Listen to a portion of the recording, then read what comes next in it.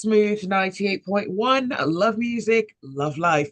This is Freshly Pressed. We have the analysts in. We're looking at the news stories making the headlines across the country.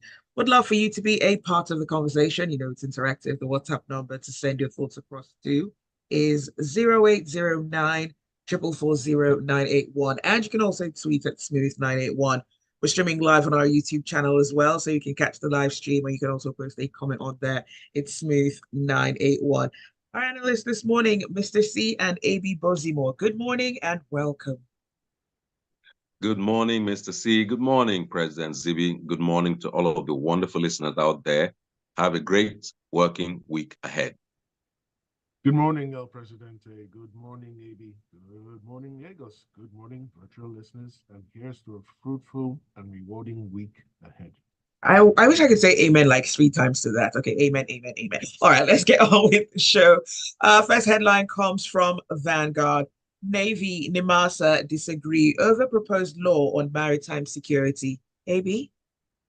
It's curious because the story says that there was a serious disagreement between the Navy and NIMASA over the proposed law on maritime security by the Senate. Apparently, the Senate had drafted a bill to repeal and amend the former NIMASA Act. And the Navy is highly agitated because they say, look, if we make those amendments, it would take away from the Navy's responsibility and ability to secure our borders, especially to do with the waterways and all that. But NIMASA is saying the reason why this is being done is simply to bring the enforcement process more in line with international best practices, which don't involve currently the thing, if you have an offense, you must charge the person to court and all that. But apparently in best practices, you could just, sanction offenders directly. So I think it's more about territoriality than it is about responsibility, because I really don't see NIMASA as being empowered with gunboats and the like. I see them being more like, okay, safety infractions, you're carrying the wrong thing in the wrong place in the wrong way at the wrong time, those kind of things. And if you are seen to be doing that in contrary to the extant laws, you should be able to be punished. I worry, of course, in fact, I am concerned about the word best practices, because I worry about a person being able to allege an offense without the person having opportunity to defend themselves. I worry, but if they say that's best practice, I may not be in a position to question that. I just feel that the Navy has plenty to do, some of which it's doing well, some of which it could do better. And as long as nobody is taking their guns from them or anything like that, they should always remember that there is one set of people who are the core stakeholders whose interests must be upheld, the Nigerian people. Any and everything that can enhance the ability for Nigeria's waterways to be properly guarded and guided, working in harmony with the law and the other agencies, should be something that they together as interested stakeholders should be able to sit down and discuss. So I'm just curious about how quickly the Navy jumps out and says, no, no, no, this can't happen.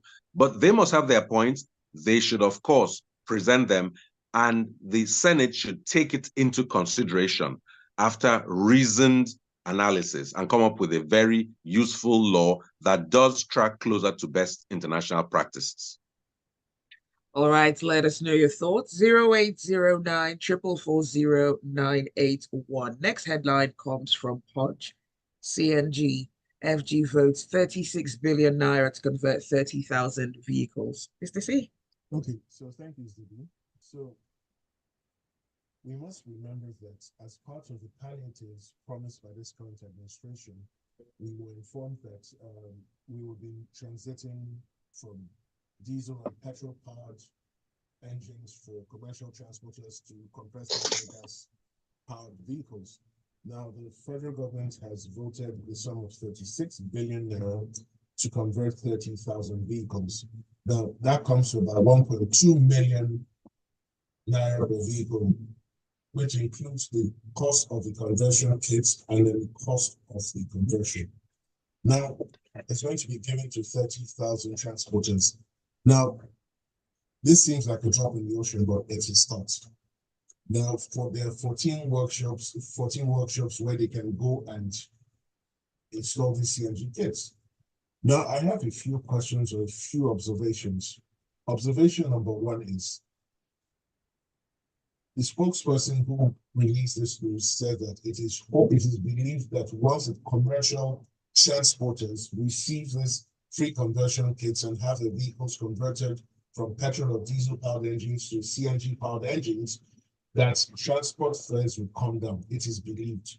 Now, that is truly interesting because if you are giving them something worth 1.2 million naira, you cannot be believing anything. You must have ironclad guarantees in place. Now, there's nothing preventing the commercial transporters from increasing transport fares after they receive this conversion kit and have received the conversion service. Now, the bigger question is they want to scale up to a million conversion kits. That's 1.2 million. That is a very interesting sum of money. How is that going to be funded? Because these are very big questions. One possible option would have been to go to the banks, but currently the banks are in a recapitalization round where you find that most of them are having rights issues, doing initial public offerings just to show off their capital. So the main question remains, where is the funding going to come from to sustain this initiative which you started? Now, it bears saying that when transport costs come down, we should see a corresponding decrease in the prices of foodstuffs. And I say we should see. Nigeria is an aberration. So you may not see, but typically or ideally, it should happen. Now, 1.2 million is a bit prohibitive for private individuals who want to do this conversion. Now, the bigger question is, how do we get this price down? Because we're using gas, which Nigeria has a lot of. Now, the federal government also wants to build more CNG stations, more locations where you can top up your CNG cylinders. The bigger question is, how do we ensure that CNG does not go the way of every other Nigerian good or service whose prices continue to increase from time to time? How do we ensure that the rising inflation does not affect the price of CNG? These are questions we need to ponder over in the coming months, and let's even hope that this first phase of this initiative is a resounding success. All right, thanks, Mr. C. AB, did you want to add something? As much as, it is hoped and expected that CNG would contribute to the lowering of prices, I think it's a bit simplistic to just make that entire burden be on the cost of CNG by the government, because the total cost of ownership of a vehicle has much more than just the fuel used. It has to do with the maintenance. And if the roads are bad, it's not because you have CNG or PMS in your vehicle. You will change your shocks. You will do this, you will do that. So, and then what you said, the infrastructure, it's great that you want to do this great initiative. How and where will people be able to refill? But, it's a rollout. So yes, it's a good start. We have the resource, but I'd like to see that same mentality used. We have the resource called petrol, oil, yet we have high cost of fuel. So let's see how this goes. All right, let's see. This message is from Ade Boyega. And all right, Ade Boyega, I'm not the rainmaker. That's magic for Sheikh. But okay, the tussle between the Navy and other security agencies over who should be solely in charge of the border and water security of the nation is out of greed. What is bad if other federal security agencies join in making sure the waterways are secure? The truth is, a lot is involved, and mainly there are activities which are illegal and a lot of corruption as well. Perhaps the Navy doesn't want to check and balance. Jeremy says, all right, I'll come to this. Mr. C, do you have any answers to your questions? That's what Adiremi is asking for. 0809 444 981. All right, I'm the rainmaker. Mr. C is the solution giver, right? Okay, let's move on to the next headline. And this one comes from The Nation. Federal government seeks synergy with state on roads rehabilitation. and it comes from the nation. Okay, this came while the Works Minister, Dave Umahi, was on a project tour of ongoing federal roads along the Aba axis of the Enugu-Port Harcourt Expressway and so on. And he was accompanied by the Abia State Governor, Alex Oti. I would think it's, while a positive statement, it's trite. I don't imagine that it's not the same people who need to be served by the federal and the state governments for roads. Yes, the federal government has responsibility typically for trunk A type of roads, those roads that connect states and all that. The state governments have responsibilities for other roads within their domain. And now, fortunately, the local governments should show up and take care of roads within their local government. But the whole point is that there has to be synergy between all tiers of governance, because you're not making a road for the sake of making a road. You're making a road to enhance the lives and livelihoods of people. So it's good to see that Umahi, I must be honest, seems to have been going on a lot of tours, and he does seem to be quite active in the arena of the works to do with roads and all that. It's also excellent to remind ourselves that some of the roads had been impassable for many years, and the work going on right now, I think, is going to enhance connectivity between, for instance, Port Harcourt and Aba. There's already a train service running. If the Port Harcourt-Aba road also is finished, and from the Abia side, the governor, Oti, is doing a lot of work. From River State, former Governor Wike had done a lot of work. Hopefully, we'll have a connection, and a journey that had deteriorated to 3-4 hours may once again be between 45 minutes and an hour. So I really hope and look forward to that synergy and collaboration. Try it, as I say, but okay, if you got to say it to make a headline, go ahead and say it. It shouldn't need to be said. All of you should be working for the same purpose, to enhance the lives of citizens.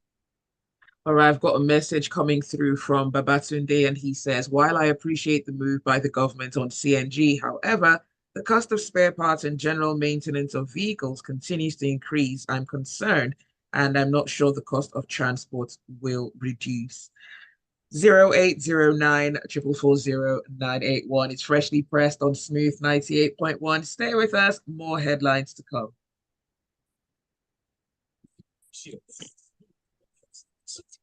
Amy, can you hear Mr. C better now?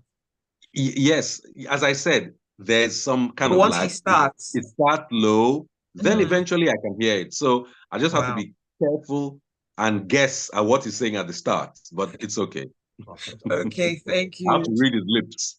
And Mr. C, stay where you are so that you're not half cut off in the image. Stay close to Zibby. Don't be scared of Right, so Zibby. Amy can read your lips. Amy, that's another skill you have in addition to architecture.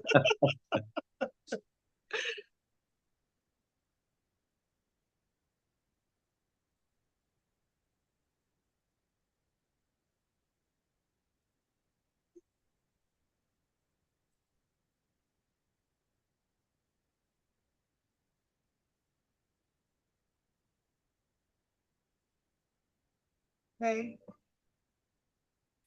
It's freshly pressed on Smooth 98.1. Zibby here with the analyst, Mr. C and AB Bozimo. We're looking at the news stories making the headlines. Let us know your thoughts. 0809 440 981. We're also streaming live on our YouTube channel. You can catch the live stream, Smooth 981, or just tweet at Smooth 981. Next headline comes from Daily Trust. Former heads of NNPC decry spate of oil bunkering. Mr. C? Okay, thank you, Zibby. So the former heads of the NNPC, as it then was, and it's now the NNPCO, met recently and they came out with a communique. So part of the communique was positive, some of it was critical. Now, they were very critical of the rate of illegal oil bunkering going on in the Niger Delta, which has seen to the reported official destruction of about 7,000 illegal oil refineries. Now, that is a staggering amount. Considering the fact that we have a joint military operation in the Niger Delta in tandem with private security companies, which have been tasked with ensuring that our pipelines are protected and that there's no illegal oil there. Now, you need to think about the land mass required to house 7,000 illegal oil refineries. You need to think about the amount of time it takes to set up an illegal oil refinery, no matter how crude, no matter how low tech the technology is and the equipment are. You then need to think about the amount of time required to attach the illegal pipelines and steal the siphon crude oil either from the production station before it gets to the terminal station. And in all of this, nobody is asking the watchdogs what exactly is going on. No one has been held to account. No one has been arraigned for this. Each time they're just hell bent on destroying the refineries without actually arresting anyone. We cannot continue this way. And one of the immediate effects of this large scale oil bunkering, which is illegal and unlawful, is that we've seen production volumes drop considerably. In the last 5 years minimum, Nigeria has not met its production target from OPEC. And there's no sign we're going to get there this year. Second effect is as a result of reduced oil production, consequently, we have reduced oil revenues. No surprise there. Now, they're enjoying the current NNPCL administration led by Mr. Mele Kyari to redouble its efforts and ensure that oil production is increased. And they noted that there has been an upsurge and uptick in investment in upstream activities. There's been a deliberate attempt to increase oil production through enhanced security measures. And we must point this out. The current president gave the security chiefs a 90-day deadline to get rid of illegal oil bunkering. Now, that is a very interesting and impressive ultimatum. It remains to be seen how much of that will be achieved in the next 90 days. But we'll be here, we'll give further updates. Now, they also commented on the fact that there's very little information about the NNPCL that is publicly available. And this has led to all sorts of false and untrue statements being made, and encourage the NNPCL administration to be more open and transparent with what they're doing.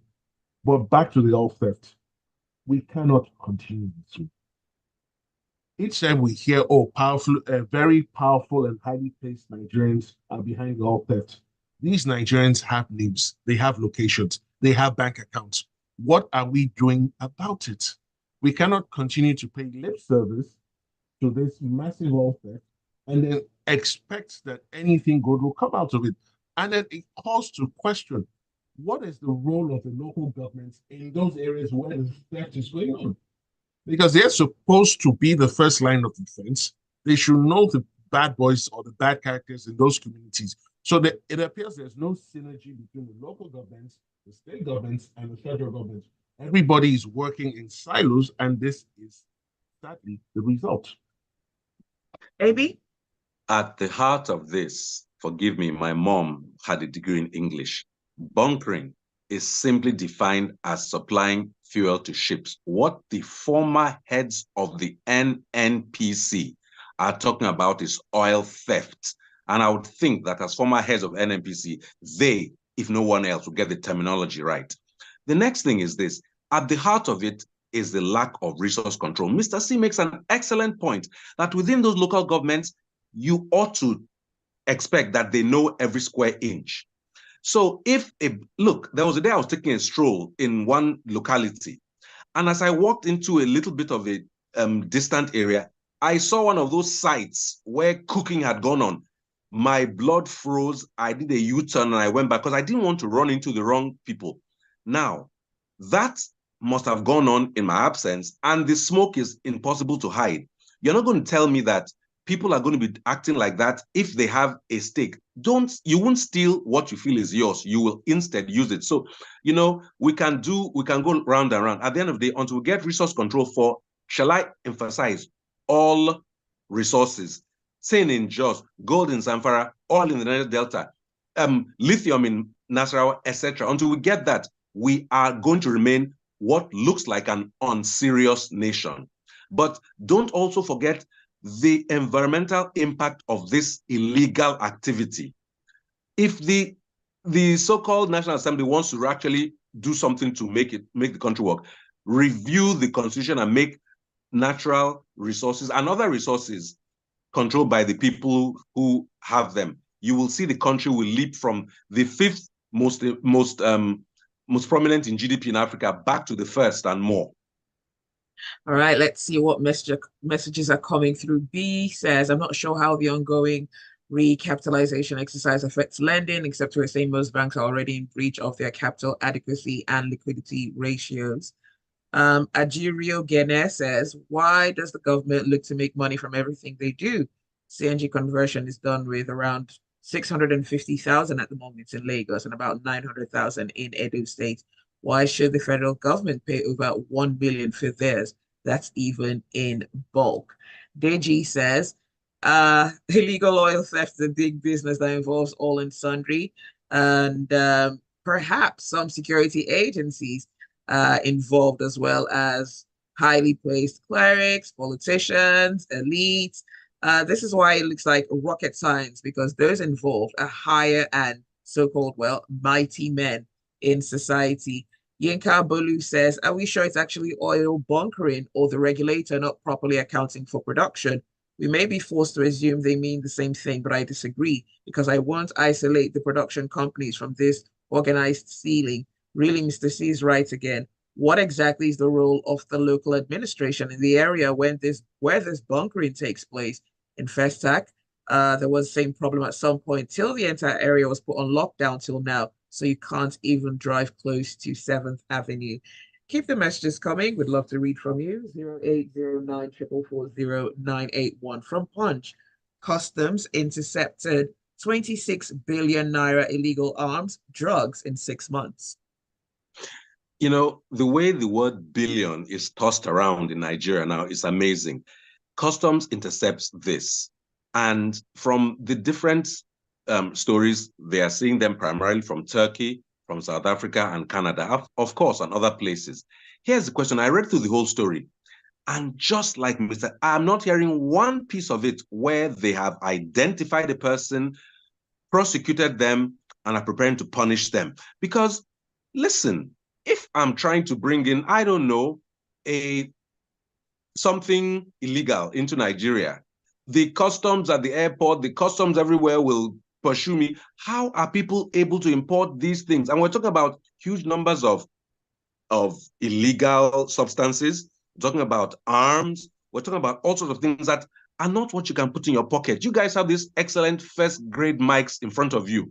If I enter that studio and try to take one out, I'd be spotted at the downstairs studio on the gate. How are you trying to bring in guns and all that? And every container has an originating document with people who signed it. How come up till now, 26 billion naira worth, 6 months later, you cannot tell me 1 or 50 people who are involved? It's good to hear this report that you are intercepting, but are we actually intercepting all? Could it be that you have intercepted 26 billion, but actually 70 billion has actually come in? So first of all, if you're not getting to the source, the people who pack it, the people who manufacture it, then I'm sorry, this story is just hot air.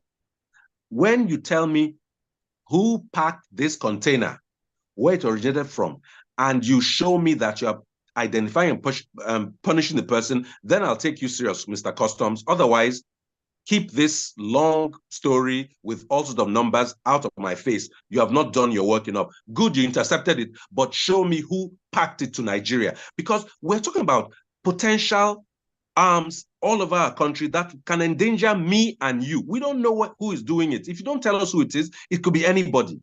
So I'm sorry, this story they may think it feels good, but I'm going to the root of it. You must do root cause analysis. A gun didn't jump into a door, seal itself up, push itself into a container along with 40 other doors, move into a ship and come here. Somebody did it. Tell me the somebody, then we'll take the story seriously. All right, let's look at the next headline from Vanguard. Street parking policy, no going back on enforcement. And this is according to Lagos government. So here we go, again. The Center of Excellence, as it likes to call itself, has rolled out another policy, and it says there's a new street parking policy that will be implemented from October this year, and it will require people who park their cars on streets to pay by the hour. And then guess what? First phase of this project is rolling out in Ikoyi, Victoria Island, Lekki, Surulere. Now, my question to Lagos State government, why aren't you starting on the mainland? Why aren't you starting in Mushin? Why aren't you starting in Idimu? Why are you not starting in Agege, in Oshodi, where you're going to receive a serious fight back from the residents? Now, do we need do we need an enhanced transportation and street parking policy? Yes, we do. How do we go about it? It's up for debate.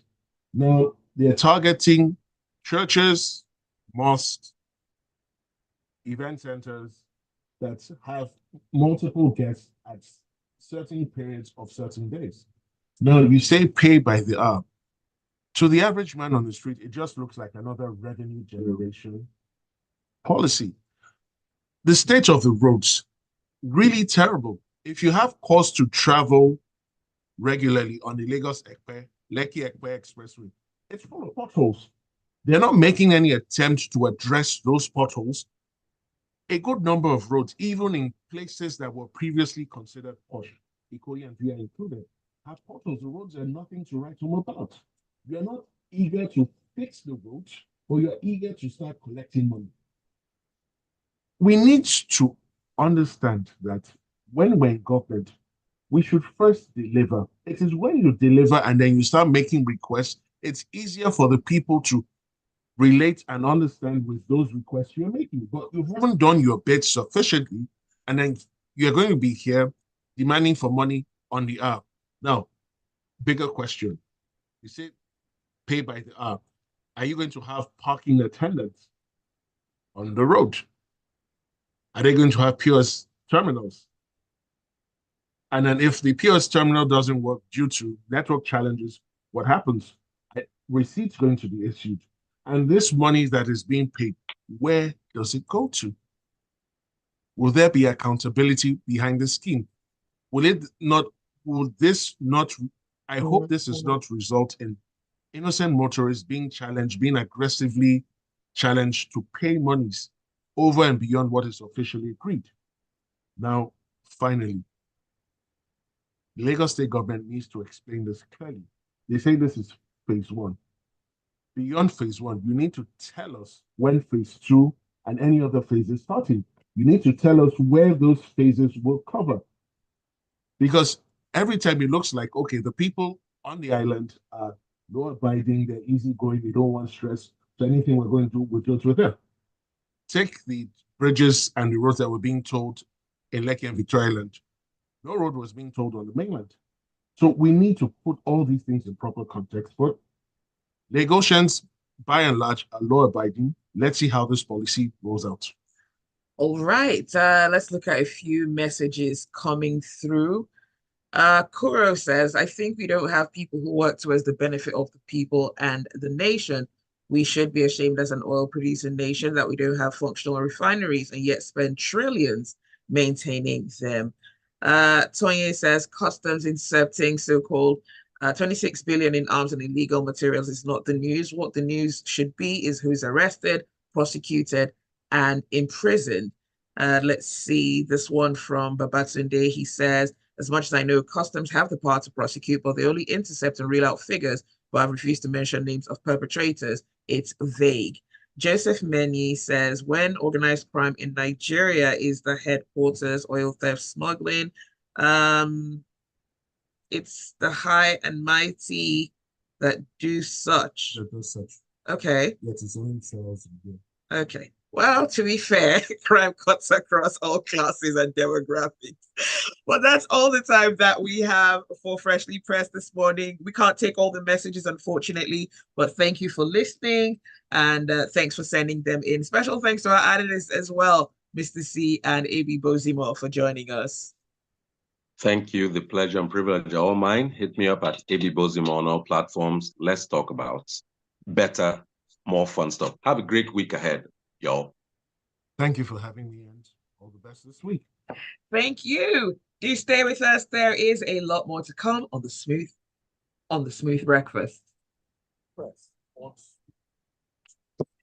Thanks, AB. Bye. Have a great week. Bye. Thank you.